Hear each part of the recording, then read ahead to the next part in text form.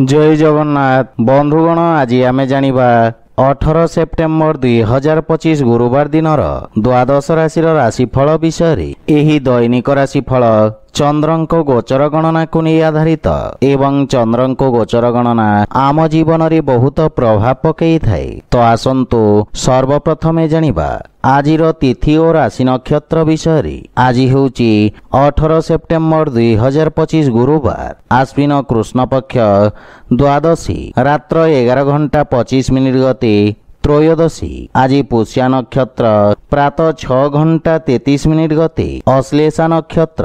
आज कर्कट चंद्र अहोरात्र। आजिर पर्वोत्सव अपर पक्षर द्वादशी श्राद्ध।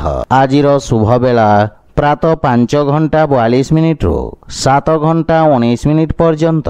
आजिर सूर्योदय प्रातः 5:41। आजिर सूर्यास्त संध्या 5:54। आज घात चंद्र नास्ति एवं तुला और कुंभ राशि घातबार।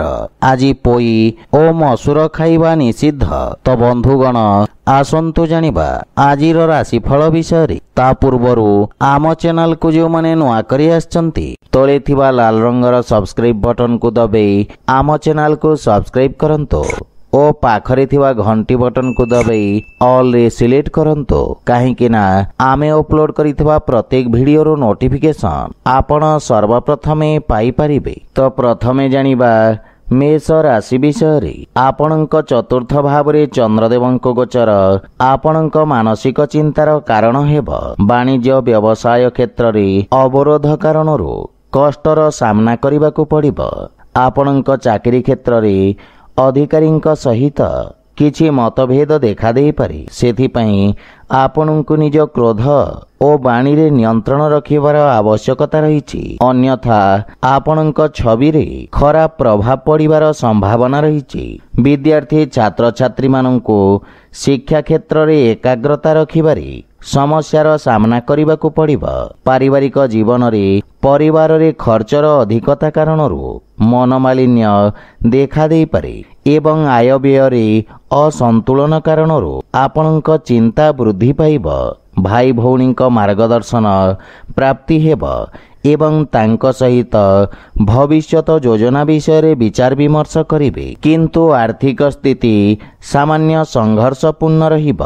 कौनसी प्रकार निवेशरू आपणଙ୍କୁ दूरे रहिबा उचित एवं धन प्राप्ति पई धैर्य बजाय रखंतो। पेट संबंधित स्वास्थ्य समस्या आपणଙ୍କୁ व्यथित करिब। सेथिपई खाद्यपेय प्रति सावधान रहंतो।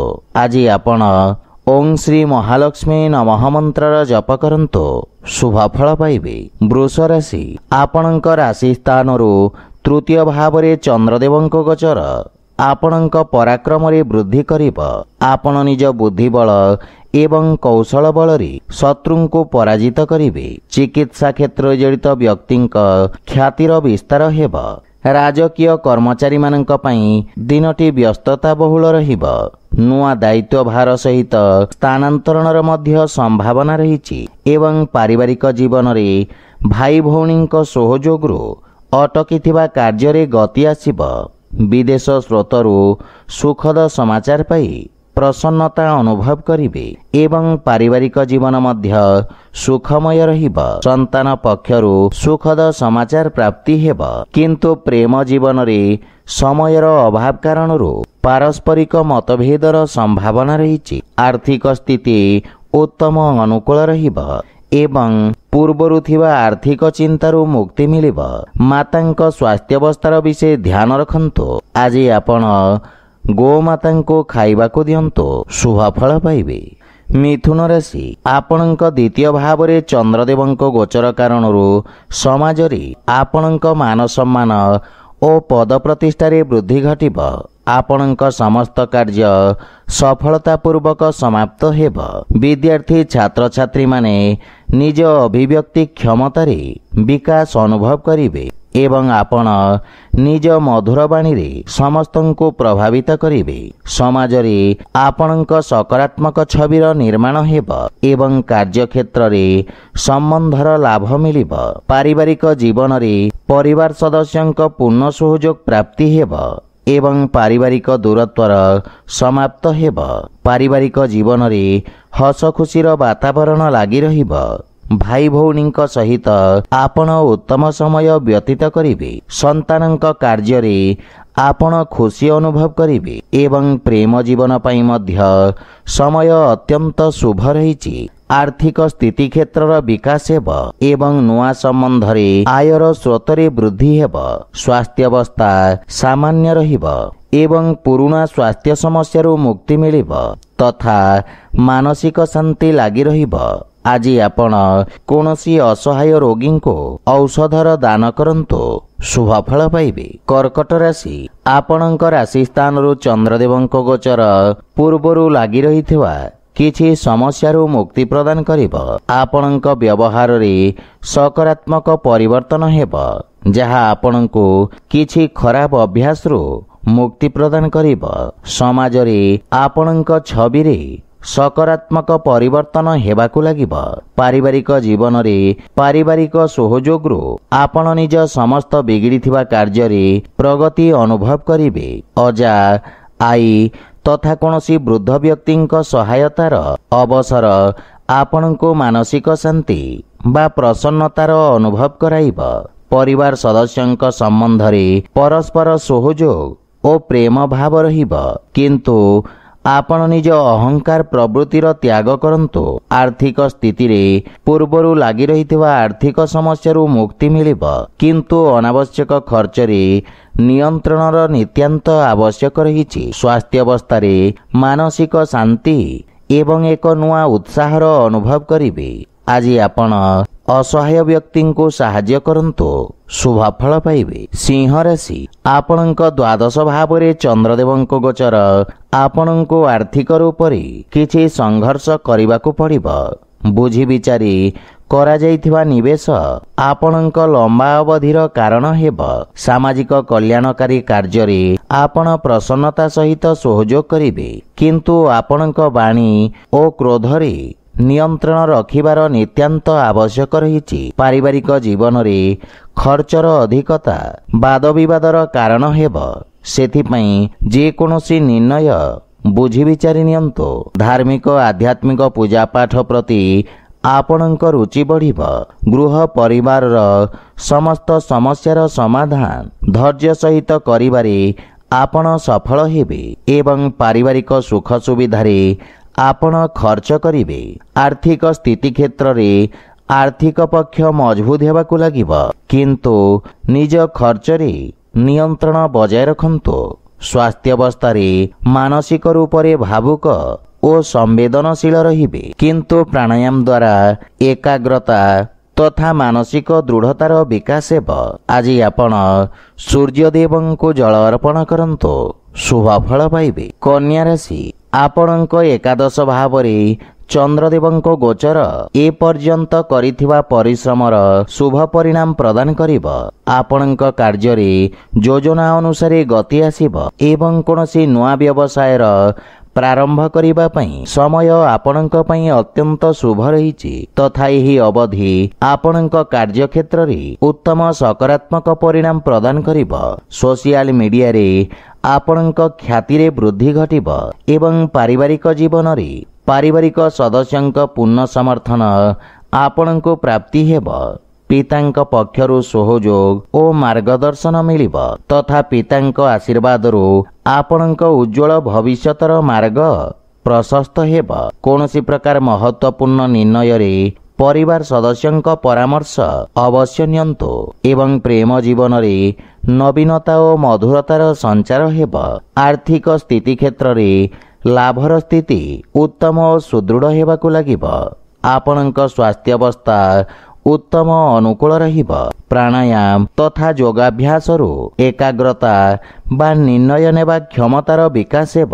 ଆଜି ଆପଣ ଭଗବାନ ଗଣେଶଙ୍କୁ ଦୁବ ଅର୍ପଣ କରନ୍ତୁ, ଶୁଭ ଫଳ ପାଇବେ। ତୁଳା ରାଶି, ଆପଣଙ୍କ ରାଶି ସ୍ଥାନରୁ ଦଶମ ଭାବରେ ଚନ୍ଦ୍ରଦେବଙ୍କ ଗୋଚର ଆପଣଙ୍କ କାର୍ଯ୍ୟକ୍ଷେତ୍ରରେ ଯୋଜନାବଦ୍ଧ ଭାବରେ କିଛି ରଚନାତ୍ମକ ପରିବର୍ତ୍ତନ କରିବା ପାଇଁ ପ୍ରେରିତ କରିବ ଏବଂ ନୂଆ ପରିଯୋଜନାର ପ୍ରାରମ୍ଭ କରିବେ। ଆପଣ ନିଜ ବାଣିଜ୍ୟ ବ୍ୟବସାୟକୁ ଏକ ନୂଆ ଦିଗ ଦେବାରେ ସକ୍ଷମ ହେବେ ଏବଂ ଭାଗ୍ୟ ପୂର୍ଣ୍ଣ ଭାବରେ ଆପଣଙ୍କ ସହିତ ରହିବ। ବିଦ୍ୟାର୍ଥୀ ଛାତ୍ରଛାତ୍ରୀମାନଙ୍କୁ ଆପେକ୍ଷିତ ସଫଳତା ପ୍ରାପ୍ତି ହେବ ଏବଂ ପାରିବାରିକ ଜୀବନରେ ପରିବାର ସଦସ୍ୟଙ୍କ ପୂର୍ଣ୍ଣ ସହଯୋଗ ଆପଣଙ୍କ ଉପରେ ଲାଗି ରହିବ।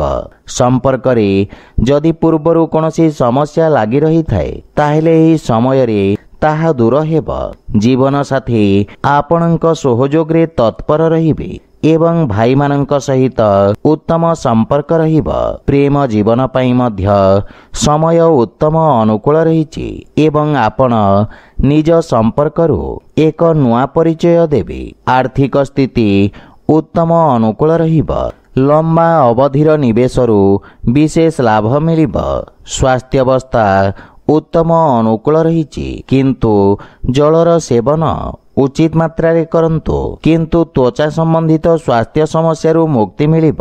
ଆଜି ଆପଣ ଭଗବାନ ବିଷ୍ଣୁ ତଥା ମାତା ଲକ୍ଷ୍ମୀଙ୍କ ସଂଯୁକ୍ତ ଉପାସନା କରନ୍ତୁ, ଶୁଭ ଫଳ ପାଇବେ। ବିଛା ରାଶି ଚନ୍ଦ୍ରଦେବଙ୍କ ଆପଣଙ୍କ ନବମ ଭାବରେ ଗୋଚର ଆପଣଙ୍କ ଭାଗ୍ୟକୁ ବୃଦ୍ଧି କରିବ। ଆପଣଙ୍କ ପ୍ରୟତ୍ନରୁ ଆପଣଙ୍କ ଆଶାର ଉତ୍ତମ ପରିଣାମ ପ୍ରାପ୍ତି ହେବ। ଆପଣଙ୍କ ଅଧା ରହିଥିବା କାର୍ଯ୍ୟ ତଥା ପରିଯୋଜନାକୁ ଶୀଘ୍ର ସମାପ୍ତ କରିପାରିବେ। ମାନସିକ ସନ୍ତୁଷ୍ଟି ବା ଶାନ୍ତି ଅନୁଭବ କରିବେ। ପୂର୍ବରୁ ଅଟକି ରହିଥିବା ବକେୟା ଧନ ଆଜି ଆପଣ ଫେରି ପାଇବେ ଏବଂ ପାରିବାରିକ ଜୀବନରେ ପରିବାରରେ ସୁଖ ଶାନ୍ତିର ବାତାବରଣ ଲାଗି ରହିବ। ଭାଇ ଭଉଣୀଙ୍କ ସହିତ ମନୋରଞ୍ଜନ ଧର୍ମୀ ସମୟ ବ୍ୟତୀତ ହେବ ଏବଂ ଦୂରସଞ୍ଚାର ମାଧ୍ୟମରୁ ପରିଜନ ସମ୍ବନ୍ଧିତ କୌଣସି ଶୁଭ ସମାଚାର ପ୍ରାପ୍ତି ହେବ, କିନ୍ତୁ ପିତାଙ୍କ ସ୍ୱାସ୍ଥ୍ୟାବସ୍ଥାର ବିଷୟ ଧ୍ୟାନ ରଖନ୍ତୁ ଏବଂ ମାତାଙ୍କ ପକ୍ଷରୁ ଆପେକ୍ଷିକ ସହାୟତା ପାଇବା ପାଇଁ ସାମାନ୍ୟ ସମସ୍ୟାର ସାମ୍ନା କରିବାକୁ ପଡ଼ିବ। ପ୍ରେମ ସମ୍ବନ୍ଧରେ ପ୍ରଗାଢ଼ତା ଆସିବ ଏବଂ ଆର୍ଥିକ ସ୍ଥିତିରେ ସେୟାର ମାର୍କେଟ ଆଦିରୁ ଆକସ୍ମିକ ଲାଭର ଯୋଗ ରହିଛି ତଥା ଆର୍ଥିକ ସ୍ଥିତିରେ ସୁଧାର ଆସିବ, କିନ୍ତୁ ସ୍ୱାସ୍ଥ୍ୟ ପ୍ରତି ବିଶେଷ ସାବଧାନ ରହିବାର ଆବଶ୍ୟକତା ରହିଛି ଏବଂ ଖାଦ୍ୟପେୟ ପ୍ରତି ମଧ୍ୟ ସାବଧାନ ରୁହନ୍ତୁ। ଆଜି ଆପଣ ଭଗବାନ ଶ୍ରୀ ଜଗନ୍ନାଥଙ୍କ ଆରାଧନା କରନ୍ତୁ, ଶୁଭ ଫଳ ପାଇବେ। ଧନୁରାଶି ଆପଣଙ୍କ ଅଷ୍ଟମ ଭାବରେ ଚନ୍ଦ୍ରଦେବଙ୍କ ଗୋଚର କାରଣରୁ ଆପଣଙ୍କ ସମସ୍ତ କାର୍ଯ୍ୟରେ ଆପଣଙ୍କୁ ସମସ୍ତ ପ୍ରକାର କାର୍ଯ୍ୟରେ ସାବଧାନ ରହିବାର ଆବଶ୍ୟକତା ରହିଛି। ବୁଝି ବିଚାରି ନିଆଯାଇଥିବା ନିର୍ଣ୍ଣୟରୁ ଆପଣଙ୍କୁ ବିଶେଷ ଲାଭ ପ୍ରାପ୍ତି ହେବ ଏବଂ କୌଣସି ନୂଆ କାର୍ଯ୍ୟ ପ୍ରାରମ୍ଭ କରିବା ପାଇଁ ସମୟ ଉପଯୁକ୍ତ ନୁହେଁ। ବିଦ୍ୟାର୍ଥୀ ଛାତ୍ରଛାତ୍ରୀମାନଙ୍କୁ ଏକାଗ୍ରତା ବଜାୟ ରଖିବା ପାଇଁ ଅଧିକ ପରିଶ୍ରମ କରିବାକୁ ପଡ଼ିବ। ପାରିବାରିକ ଜୀବନରେ ଜୀବନସାଥୀଙ୍କ ସ୍ୱାସ୍ଥ୍ୟ ସମ୍ବନ୍ଧିତ କିଛି ସମସ୍ୟା ଆପଣଙ୍କୁ ଚିନ୍ତିତ କରିବ। ପରିବାରରେ ମାତାପିତାଙ୍କ ସହଯୋଗ ମିଳିବ ଏବଂ କିଛି ସମ୍ପତ୍ତି ସମ୍ବନ୍ଧିତ ବ୍ୟୟ ଆପଣଙ୍କୁ ଚିନ୍ତିତ କରିବ। ଭାଇ ଭଉଣୀଙ୍କ ସମ୍ବନ୍ଧରେ ସୁଧାର ଆସିବ। ପ୍ରେମ ସମ୍ବନ୍ଧ ପାଇଁ ସମୟ ବିଶେଷ ସହାୟକ ନୁହେଁ।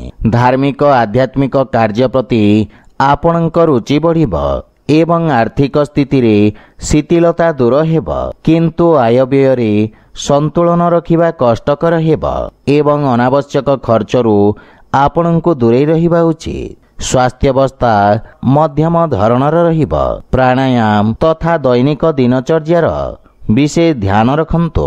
ଆଜି ଆପଣ ବାଳକମାନଙ୍କୁ କଦଳୀ ଖାଇବାକୁ ଦିଅନ୍ତୁ, ଶୁଭ ଫଳ ପାଇବେ। ମକର ରାଶି ଆପଣଙ୍କ ସପ୍ତମ ଭାବରେ ଚନ୍ଦ୍ରଦେବଙ୍କ ଗୋଚର ଆପଣଙ୍କ ଭାଗିଦାରୀ କାର୍ଯ୍ୟରେ ଲାଭ ପ୍ରଦାନ କରିବ। ବ୍ୟବସାୟରେ ନୂଆ ନିବେଶ ମିଳିବାର ସମ୍ଭାବନା ରହିଛି ଏବଂ ସମାଜ କଲ୍ୟାଣକାରୀ କାର୍ଯ୍ୟରେ ଆପଣ ଉତ୍ସୁକତା ସହିତ ଭାଗ ନେବେ। ଆପଣଙ୍କ ମାନ ସମ୍ମାନ ଓ ପଦ ପ୍ରତିଷ୍ଠାରେ ବୃଦ୍ଧି ଘଟିବ। କାର୍ଯ୍ୟକ୍ଷେତ୍ରରେ ପୂର୍ଣ୍ଣ ଭାବରେ ସଫଳତା ମିଳିବ। ରାଜକୀୟ ପକ୍ଷରୁ ମଧ୍ୟ ପ୍ରୋତ୍ସାହନ ପ୍ରାପ୍ତି ହେବ ଏବଂ ରାଜନୈତିକ ବିସ୍ତାର ପାଇଁ ସମୟ ଅତ୍ୟନ୍ତ ଶୁଭ ରହିଛି। ପାରିବାରିକ ଜୀବନରେ ଜୀବନସାଥୀଙ୍କ ସହଯୋଗ କାର୍ଯ୍ୟକ୍ଷେତ୍ରରେ ବିଶେଷ ଲାଭଦାୟକ ସିଦ୍ଧ ହେବ। କୌଣସି ବଡ଼ ସମସ୍ୟାର ସମାଧାନ ଖୋଜିବାରେ ଆପଣ ସଫଳ ହେବେ। ଯଦି ଆପଣ ଅବିବାହିତ ତାହେଲେ ବିବାହ ସମ୍ବନ୍ଧିତ କିଛି ଶୁଭ ସମାଚାର ପ୍ରାପ୍ତି ହେବ। ପିତାଙ୍କ ସେବା କରି ଆପଣ ଆଶୀର୍ବାଦ ପାଇପାରିବେ। ବନ୍ଧୁମିତ୍ରଙ୍କ ପକ୍ଷରୁ ପୂର୍ଣ୍ଣ ସହଯୋଗ ମିଳିବ। ଏବଂ ଭାଇଙ୍କ ସହିତ କୌଣସି ନୂଆ କାର୍ଯ୍ୟ ଯୋଜନା ବିଷୟରେ ଚର୍ଚ୍ଚା କରିବେ। ଆର୍ଥିକ ସ୍ଥିତି କ୍ଷେତ୍ରରେ ସମୟ ଅନୁକୂଳ ରହିଛି ଏବଂ ଆୟର ନୂଆ ସ୍ରୋତର ବିକାଶ ହେବ। ଆପଣଙ୍କ ସ୍ୱାସ୍ଥ୍ୟାବସ୍ଥା ଉତ୍ତମ ଅନୁକୂଳ ରହିଛି। ବିଶେଷ ରୂପରେ ହୃଦୟ ସମ୍ବନ୍ଧିତ ରୋଗୀ ସ୍ୱାସ୍ଥ୍ୟାବସ୍ଥାର ଧ୍ୟାନ ରଖନ୍ତୁ। ଆଜି ଆପଣ ହନୁମାନ ଚାଳିଶା ପାଠ କରନ୍ତୁ, ଶୁଭଫଳ ପାଇବେ। କୁମ୍ଭ ରାଶି, ଆପଣଙ୍କ ଷଷ୍ଠ ଭାବରେ ଗୋଚରରତ ଚନ୍ଦ୍ରଦେବ ଆପଣଙ୍କ ଶତ୍ରୁଙ୍କୁ ଦମନ କରିବେ। ଲମ୍ବା ସମୟରୁ ଚାଲି ଆସୁଥିବା ଆପଣଙ୍କ ସମସ୍ୟା ସମାପ୍ତ ହେବାର ସମ୍ଭାବନା ରହିଛି। ଆପଣ ନିଜ କାର୍ଯ୍ୟକ୍ଷେତ୍ରରେ ନିଜକୁ ସମର୍ଥ ତଥା ଊର୍ଜାବାନ ଅନୁଭବ କରିବେ ଏବଂ କାର୍ଯ୍ୟକ୍ଷେତ୍ରରେ ପଦୋନ୍ନତିର ପ୍ରବଳ ଯୋଗ ରହିଛି। ବିଦ୍ୟାର୍ଥୀ ଛାତ୍ରଛାତ୍ରୀମାନଙ୍କ ପାଇଁ ସମୟ ଫଳଦାୟକ ରହିଛି ତଥା ଆପଣ ପରିଶ୍ରମ କରି ସଫଳତା ଅର୍ଜନ କରିବେ। ଦୂର ସଞ୍ଚାର ସାଧନରୁ କୌଣସି ଶୁଭ ସମାଚାର ପ୍ରାପ୍ତି ହେବ, ଯାହାଫଳରେ ଆପଣ ପ୍ରସନ୍ନତା ଅନୁଭବ କରିବେ। ପାରିବାରିକ ଜୀବନରେ ସନ୍ତାନ ପକ୍ଷରୁ ସୁଖଦ ଅନୁଭୂତି ମିଳିବ। ଜୀବନସାଥୀଙ୍କ ସମ୍ପର୍କରେ ପ୍ରଗାଢ଼ତା ଆସିବ ଏବଂ ପାରିବାରିକ ବାତାବରଣ ସୁଖମୟ ରହିବ ତଥା ଆପଣ ଆର୍ଥିକ କ୍ଷେତ୍ରରେ ଭବିଷ୍ୟତକୁ ନେଇ ସାମାନ୍ୟ ଚିନ୍ତିତ ରହିବେ। ଭାଇ ଭଉଣୀଙ୍କ ପକ୍ଷରୁ ପୂର୍ଣ୍ଣ ସହଯୋଗ ମିଳିବ ଏବଂ ପ୍ରେମ ଜୀବନ ପାଇଁ ସମୟ ଶୁଭ ରହିଛି। ଆର୍ଥିକ ସ୍ଥିତିରେ ସୁଧାର ଆସିବ ଏବଂ ଛୋଟିଆ ଋଣ ଭାରରୁ ମୁକ୍ତି ମିଳିବ। ମାନସିକ ଚିନ୍ତା କାରଣରୁ ଆପଣ ଶାରୀରିକ ଦୁର୍ବଳତା ଅନୁଭବ କରିବେ। ଆଜି ଆପଣ ହନୁମାନଷ୍ଟକ ପାଠ କରନ୍ତୁ, ଶୁଭଫଳ ପାଇବେ। ମୀନ ରାଶି, ଆପଣଙ୍କ ରାଶି ସ୍ଥାନରୁ ପଞ୍ଚମ ଭାବରେ ଚନ୍ଦ୍ରଦେବଙ୍କ ଗୋଚର ବିଦ୍ୟାର୍ଥୀ ଛାତ୍ରଛାତ୍ରୀମାନଙ୍କ ପାଇଁ ବିଶେଷ ମହତ୍ୱପୂର୍ଣ୍ଣ ରହିବ। ଆପଣଙ୍କ ଆତ୍ମବିଶ୍ୱାସରେ ବୃଦ୍ଧି ଘଟିବ। ରୋଜଗାର ତଥା ବ୍ୟବସାୟ କ୍ଷେତ୍ରରେ ବାଧାବିଘ୍ନ ଦୂର ହେବା ସହିତ ସ୍ଥିତି ସାମାନ୍ୟ ରହିବ। ଏହା ବ୍ୟତୀତ କୌଣସି ଛୋଟ ଯାତ୍ରାର ମଧ୍ୟ ଯୋଗ ରହିଛି। ରାଜନୀତି କ୍ଷେତ୍ରରେ ପ୍ରୟାସରତ ବ୍ୟକ୍ତିଙ୍କୁ ଆଶାନୁରୂପ ସଫଳତା ପ୍ରାପ୍ତି ହେବ। ଆପଣଙ୍କ ପ୍ରଭାବ କ୍ଷେତ୍ରର ବିସ୍ତାର ହେବ। ପାରିବାରିକ ଜୀବନରେ ସନ୍ତାନ ପକ୍ଷ ନିଜ କାର୍ଯ୍ୟକ୍ଷେତ୍ରରେ ସଫଳତା ଅର୍ଜନ କରିବେ ଏବଂ ଶୁଭ ସମାଚାର ପ୍ରାପ୍ତି ହେବ। ପରିବାରର ସହଯୋଗରୁ ଆପଣ କୌଣସି ପରିଯୋଜନାର ପ୍ରାରମ୍ଭ କରିବେ। ମାତାଙ୍କ ସମ୍ପର୍କରେ ଘନିଷ୍ଠତା ଆସିବ। ଜୀବନସାଥୀଙ୍କ କାର୍ଯ୍ୟକ୍ଷେତ୍ରରେ ଉନ୍ନତିର ସମ୍ଭାବନା ରହିଛି ଏବଂ ପରିବାରରେ କୌଣସି ନୂଆ ସଦସ୍ୟଙ୍କ ଆସିବାରୁ ବାତାବରଣ ଆନନ୍ଦମୟ ରହିବ। ଆର୍ଥିକ ସ୍ଥିତିରେ ସୁଧାର ହେବ, କିନ୍ତୁ ବ୍ୟର୍ଥ ଖର୍ଚ୍ଚ କାରଣରୁ ଆର୍ଥିକ ସନ୍ତୁଳନ ଖରାପ ହୋଇପାରେ। ପରିବାରରେ କୌଣସି ସଦସ୍ୟଙ୍କ ସ୍ୱାସ୍ଥ୍ୟାବସ୍ଥାକୁ ନେଇ ଆପଣ ଚିନ୍ତିତ ରହିବେ, ସେଥିପାଇଁ ସ୍ୱାସ୍ଥ୍ୟ ନିୟମର ପାଳନ କରନ୍ତୁ। ଆଜି ଆପଣ ଗୋମାତାଙ୍କୁ ଖାଇବାକୁ ଦିଅନ୍ତୁ, ଶୁଭଫଳ ପାଇବେ। ତ ବନ୍ଧୁଗଣ, ଏହା ଥିଲା ଆଜିର ରାଶିଫଳ ବିଷୟରେ। ଯଦି ଭିଡ଼ିଓଟି ଆପଣମାନଙ୍କୁ ଭଲ ଲାଗିଥାଏ, ଲାଇକ୍ ସେୟାର ଓ କମେଣ୍ଟ କରି ଜଣାନ୍ତୁ ଏବଂ ଆମ ଚ୍ୟାନେଲକୁ ସବସ୍କ୍ରାଇବ୍ କରନ୍ତୁ। ଜୟ ଜଗନ୍ନାଥ।